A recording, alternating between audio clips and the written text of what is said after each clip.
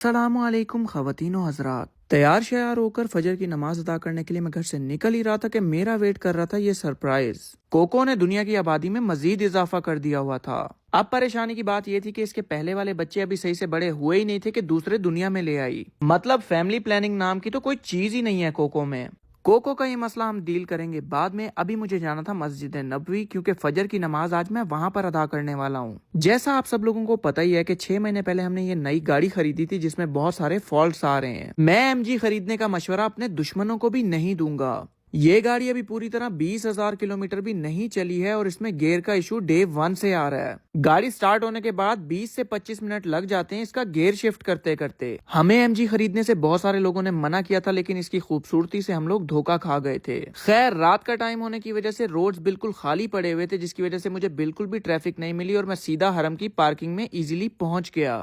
اب یہاں پر میں آپ لوگوں کو ایک کام کی انفارمیشن دینے والا ہوں، وہ اپنے پاس نوٹ کر لیں۔ جب بھی آپ نے حرم کی پارکنگ میں گھسنا ہے تو آپ نے اپنا ایم رکھنا ہے کہ 3A پارکنگ میں ہی گاڑی لگانی ہے، اور یہاں پر اپنے بھائی کا نصیب چیک کریں کہ صرف ایک گاڑی کی پارکنگ اویلیبل تھی اور وہ گاڑی آپ کے بھائی کی تھی۔ اب اس پارکنگ میں گاڑی پارک کرنے کا فائدہ کیا ہے یہ میں آپ لوگوں کو آگے چل کر بتاؤں گا۔ ابھی فی الحال ہماری گاڑی کا گیئر پھنس چکا ہے۔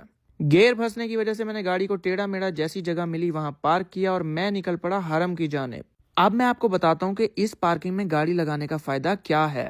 تو جیسے ہی آپ لوگ اس پارکنگ میں گاڑی پارک کرنے کے بعد اوپر پہنچیں گے تو روضہ رسول صلی اللہ علیہ وآلہ وسلم آپ کے سامنے ہوگا۔ بہت سارے لوگ میری ویڈیوز کے نیچے کمنٹ کرتے ہیں کہ بھائی آپ بہت زیادہ لکی ہو، اور مجھے بھی دل سے یہ بات فیل ہوتی ہے کہ میں بہت زیادہ لکی ہوں کیونکہ میرا رزق مدینہ میں لکھا ہوا ہے۔ بھلے ہی میں دنیا کے باقی سب معاملات میں انلکی ہوں لیکن اس معاملے میں بہت زیادہ لکی ہوں۔ جب بھی میں دنیا کی یہ ریس ہار جاتا ہوں، بہت زیادہ ڈاؤن فیل کرتا ہوں یا ڈپریسڈ فیل کرتا ہوں تو میں سیدھا حرم آ جاتا ہوں۔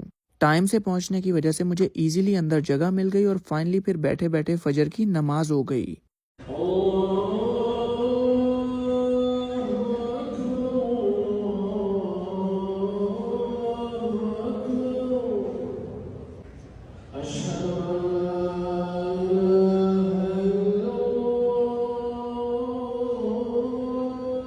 تو یوں میں نے فجر کی نماز ادا کی اور اس کے بعد آب زمزم پی کر میں نکل پڑا باہر کی جانب۔ نماز آپ کے بھائی نے ادا کر لی تھی، اب میں جانے والا تھا آپ صلی اللہ علیہ وآلہ وسلم کے روضہ مبارک کی زیارت کرنے۔ یہ جو منظر میری آنکھوں کے سامنے ہے یہ دنیا کا سب سے خوبصورت ترین منظر ہے۔ ہر مسلمان مرد اور عورت کی یہ دلی خواہش ہوتی ہے کہ مرنے سے پہلے ایک دفعہ یہاں کی حاضری نصیب ہو جائے۔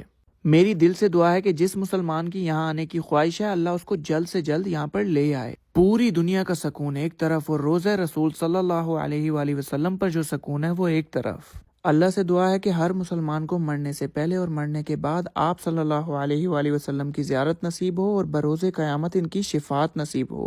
یوں زیارت کرنے کے بعد میں واپس باہر صحن میں پہنچا اور کچھ دیر میں یہیں پر خاموشی سے بیٹھا رہا اور روزے کو دیکھتا رہا۔ میں نے یہاں پر بیٹھے بیٹھے ایک چیز نوٹس کی کہ ویسے مساجد اور میناروں پر بہت زیادہ کبوتر بیٹھے ہوتے ہیں لیکن ہمارے رسول صلی اللہ علیہ وآلہ وسلم کے روزے پر ایک کبوتر بھی نہیں بیٹھتا۔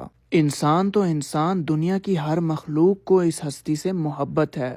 اور پھر یوں اینڈ میں آ گیا الوداع کا موقع۔ میں نے پارکنگ کے لیے پے کیا، گاڑی میں پہنچا، گاڑی کے گیئر سے تھوڑی بہت جنگ کی اور پھر میں نکل پڑا واپس گھر کی طرف۔